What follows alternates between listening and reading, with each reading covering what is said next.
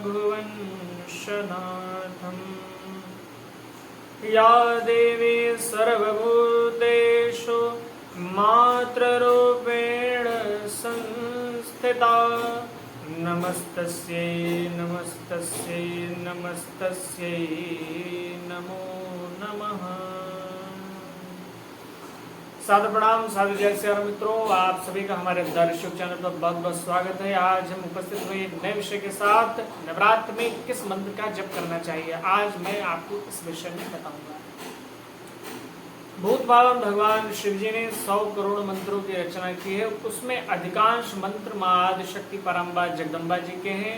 कुछ जो विशेष मंत्र थे उनको भोले बाबा ने श्री दुर्गा सप्तशती में समाहित कर दिया और उस श्री दुर्गा सप्तशती में ऋषि मार्कंडेय जी ने माँ जगदम्बा के चरित्र को भी समाहित किया है, लिखा है। उसी में भोले बाबा के भी द्वारा रचित मंत्र हैं। नवरात्र जब आते हैं तो हम सभी लोग श्री दुर्गा सप्तशती का पाठ करते हैं, मंत्रों को जपते हैं, उनका हवन करते हैं। लेकिन अब कौन से मंत्र ऐसे हैं या कौन सा ऐसा मंत्र है जिनको विशेष रूप से जपना चाहिए, आज वो मैं आपको बताऊंगा। देखिए, श्रीमद् देवी भागवत पुराण के अनुसार माता रानी के कई मंत्र हैं, लेकिन मुख्यतः जो मेन मंत्र है माँ जगदम्बा का, जब मैं वैष्णो माता गया था तो मैंने देखा था वहाँ लिखा रहता है ऊपर, सोने का परकोटा ऐसा है मेरी माँ जगदम्बा का, तो वहाँ सोने के अक्षरों से माँ का मंत्र लिखा हुआ है। ऐं ह्रीं क्लीं चामुंडाय च, ये वाला। ऐं सरस्वती जी, ह्रीं माँ लक्ष्मी जी और क्लीं माँ काली जी और चामुंडा जी। तो ये जो मंत्र है इसे कहते हैं नावाण मंत्र। ये बहुत ही विशेष मंत्र है माँ का। ये आदिशक्ति जी का क्या बताएं, इस मंत्र में पूरा ब्रह्मांड समाहित है। ऐसा कोई मंत्र नहीं है जिसमें पूरे ब्रह्मांड को या पूरे ग्रहों को एक सीध में लाने की क्षमता हो। ऐसा सिर्फ ये एक ऐसा मंत्र है, ऐसा श्रीमद् देवी भागवत में लिखा है और माँ जगदम्बा कहती हैं। नावाण मंत्र एक ऐसा मंत्र है जो जितने भी देवी देवता हैं या सब कुछ है, यहाँ तक कि ब्रह्मा जी, विष्णु जी, शंकर जी आदि ये भी इस मंत्र के सानिध्य में जप करते हैं। ये जप करते हैं, बहुत ही पावरफुल मंत्र है। और ये मंत्र पूरे ब्रह्मांड को एक, कहते ना, एक सीध में बिल्कुल रखते हैं। थोड़ा सा भी सूत भर इधर उधर नहीं हो सकता। सारे ग्रह एक लाइन में आ जाते हैं। इस मंत्र का ऐसा प्रभाव है, अरे बहुत, मैं आपको बता नहीं सकता हूँ। इस मंत्र का प्रभाव ब्रह्मा जी, विष्णु जी, शंकर जी कोई नहीं बता सकते हैं। क्यों? आदि शक्ति जी को कोई जानता ही नहीं पूर्ण रूप से, कोई नहीं जान पाता। हाँ, सुवर्णन है, वो भी बारंबार स्तुति करते हैं माँ जगदम्बा की। जब नवरात्र आते हैं तो ये सब लोग देवता जितने हैं सब माँ जगदम्बा के दरबार मणिद्वीप पधारते हैं, जो सबसे ऊपर लोक है, जिसे कहते हैं सर्वलोक। वहाँ इस पूरे ब्रह्मांड की जो महारानी है, इस पूरे ब्रह्मांड की जो रानी है मेरी माँ, जिनका नाम है पराम्बा, वो वहाँ बैठती हैं और ऊपर से बैठकर सारे जितने लोग हैं उन सबको संचालित करती हैं। हाँ, जब नवरात्र आता है तो सब देवी देवता माँ के दरबार मणिद्वीप पधारते हैं। वहाँ ऐसे सबकी एंट्री नहीं है, समय समय पर ही वहाँ एंट्री होती है, ऐसा वर्णन है। हाँ, बड़ा अलबेला दरबार है माँ का। मणिद्वीप में सभी जाते हैं, माँ की आरती वंदना सब करते हैं। देखिए, कोई भी चीज़ है, चाहे आप मानस पढ़िए, गीता पढ़िए, भागवत पढ़िए, पुराण पढ़िए, कोई भी शास्त्र जो भी है आप अध्ययन करिए, उसको पढ़ेंगे आप, लेकिन उसमें जो शक्ति विद्यमान रहती है वो पढ़ना तभी सार्थक है, वो करना तभी सार्थक है जब तक उसमें शक्ति रहती है।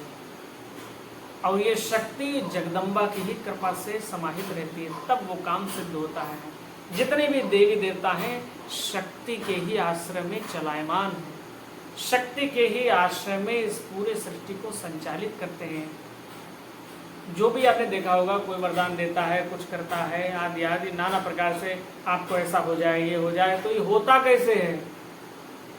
उस व्यक्ति के भीतर माँ जगदम्बा की ही शक्ति आ जाती है और उन्हें जितने भी देवता हैं, चाहे पवन देवता है, विष्णुदेव पवन देवता है या अन्य अग्नि देवता हैं, जितने भी देवतागण हैं, उन सबके अंदर भी जो शक्ति है वो पराम्बा जगदम्बा की शक्ति है। तभी वो चलते हैं, तभी वो वरदान देने में सक्षम है, तभी वो सृष्टि के संचालन में अपना योगदान दे पाते हैं। क्योंकि माँ कहती है उसमें कि मैं यदि एक पल के लिए भी अगर हट जाऊं तो सब निष्क्रिय हो जाएंगे, बेजान ऐसे पड़े रहेंगे, ना कोई देवी रहेगी और ना कोई देवता। माँ कहती जब तक मैं विराजित रहती हूँ शक्ति स्वरूप से उन देवताओं के शरीर में, तब तक ही वो चलते रहते हैं, तब तक ही वरदान देने में सक्षम है, तभी तक वो सब कुछ कर सकते हैं। लेकिन जैसे ही मैं हटती कि वो ऐसे ही निष्क्रिय हो जाएंगे। इसलिए माँ का दरबार तो बहुत है, लेकिन मेरी माँ आदि शक्ति पराम्बा जगदम्बा का दरबार सबसे अलबेला है। अरे मैं तो यहाँ वैष्णो माता है, मैं तो दर्शन करने गया था। आप जब जाएंगे बहुत सब जगह अच्छा लगेगा, लेकिन जितना अच्छा वहाँ लगता है मुझे कहीं नहीं अच्छा। मैं इतनी जगह माँ की कृपा से, भोले बाबा की कृपा से होके आया हूँ, दर्शन कराया, लेकिन भाई माँ जगदम्बा का दरबार अलबेला ही है। वैष्णो माता आप होकर आइए। मेरे लिए तो वही मणिद्वीप है, माँ वहीं बैठती है ऊपर चोटी पे। आप कभी जाइए, दर्शन करिए, बहुत अच्छा लगता है मुझे। हाँ, मेरा तो बार बार मन करता है, मैं तो बार बार वहीं जाऊँ। तो माँ का ये नारायण मंत्र ही बहुत पावरफुल है, बहुत ही विशेष है। आप चाहे इसका जप कर सकते हैं, या दूसरा एक मंत्र है जो आप जानते ही होंगे, जयंती मंगला काली भद्रकाली कपालिनी दुर्गा क्षमा शिवा धात्री स्वाहा स्वधा नमोस्तुते। ये भी मेरी माँ को बहुत प्रिय है मंत्र। आप चाहें तो इस मंत्र को भी जप सकते हैं। हाँ, 1 माला, 2 माला, 3 माला, 4 माला, 5 माला, जितना आप जप सके, जितनी आपके भीतर सामर्थ्य हो। कोई भी मंत्र है उसको बड़े सिस्टम से, तरीके से, ये नहीं कुछ भक्षण कर रहे हैं, माला जप रहे हैं, ओम जयंती मंगला काली भद्रकाली, ऐसा नहीं। आप इसको ढंग से, जो विधि है, सात्विक आहार लीजिए, शरीर को शुद्ध रखिए, तब ये मंत्र वैसा प्रभाव दिखाता है। अब खाए जा रहे हैं, जो पा रहे हैं तो लीले जा रहे हैं। अरे भैया, कई लोग बोलेगा प्याज लहसुन नहीं खाना चाहिए। अरे भैया, प्याज लहसुन, अरे जब मेरे भगवान माता रानी को भोग नहीं लगता है प्याज लहसुन का, तो तू कैसे खा लेता है? तुमको खाने नहीं चाहिए। जब भगवान को भोग नहीं लग रहा है, जो चीज भगवान के पास नहीं जा रही है, आप कैसे खा ले रहे हैं भाई? हमारे महाराज जी भी हैं, वो कई बार फटकार लगाते हैं, कहते हैं अरे भैया तुम सब कुछ खाओ, काहे पूछ रहे हो? आप पूछ ही क्यों रहे हैं? कई लोग ये पूछते रहते हैं कि अरे भगवान मना थोड़ो करते हैं, वो तो औषधि है, सबको खाना चाहिए, खा लेते हैं। तो महाराज जी ने कहा कि आप पूछ क्यों रहे हैं मुझसे?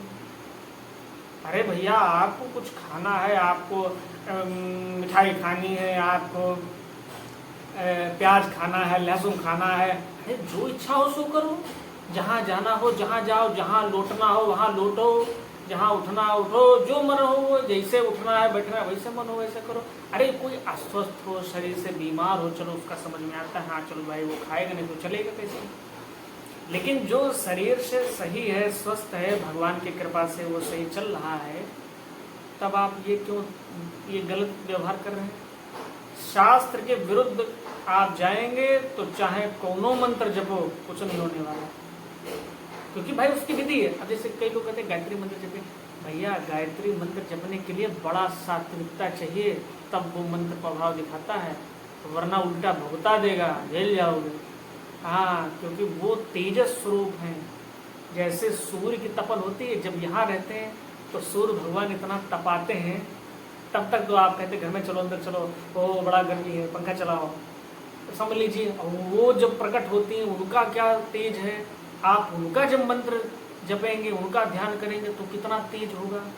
तो इसीलिए भैया उन सब मंत्रों को जपने के लिए पहले सात्विक आहार लीजिए, पहले शुद्धता लाइए, सिस्टम बनाइए वैसा, तब इन मंत्रों के सानिध्य में अपना आगे कार्य बढ़ाइए। ऐसे नहीं। देखिए, हमारी आप सभी से हाथ जोड़कर विनती है, हम ज्ञानी नहीं है। जो श्रीमद् देवी भागवत पुराण में लिखा है, हमने पढ़ा है, माँ की कृपा से अध्ययन किया है, महापुरुषों के मुख से सुना है, वही हम आपको बता रहे हैं। कोई भी मंत्र है उसको सात्विकता पूर्वक ही जपना चाहिए, बिना उसके जपना नहीं चाहिए। तो मैंने आप आपको बताया 2 मंत्र हैं माँ के, एक महावारण मंत्र है और एक ये जयंती मंगला काली वाला मंत्र है। आप इन 2 मंत्रों में से जो आपको अच्छा लगे आप जपिए, उनका जाप करिए। बढ़िया, नवरात्र का पावन अवसर चल रहा है, माँ की विशेष कृपा बरसे। ठीक है, आशा करते हैं आपको हमारा आज का विषय बहुत अच्छा लगा होगा, और हमसे कुछ त्रुटि हुई हो तो उसके लिए हम आप सभी के समान क्षमा प्रार्थी हैं। आप सभी से हम बारंबार क्षमा चाहते हैं, और चलते चलाते फिर एक नए विषय के साथ हम आपके सम्मुख उपस्थित होंगे। तब तक के लिए हरे राम राम राम सीता राम राम राम, हरे राम राम राम सीता राम राम राम, हरे राम राम राम सीता राम राम राम, हरे राम राम राम सीता राम राम राम, हरे राम राम राम सीता राम राम राम, हरे राम राम राम सीता राम राम राम, सीता राम राम राम सीता राम राम राम, सीता राम।